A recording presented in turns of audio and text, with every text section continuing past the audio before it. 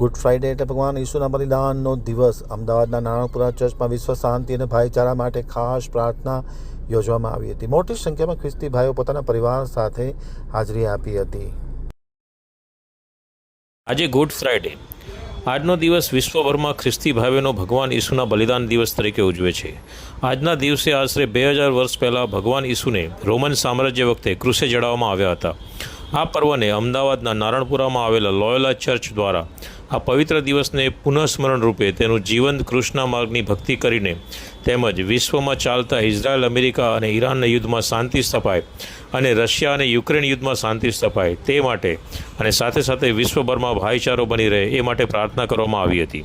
Justin Pereira, આમતક news bureau, Ahmedabad.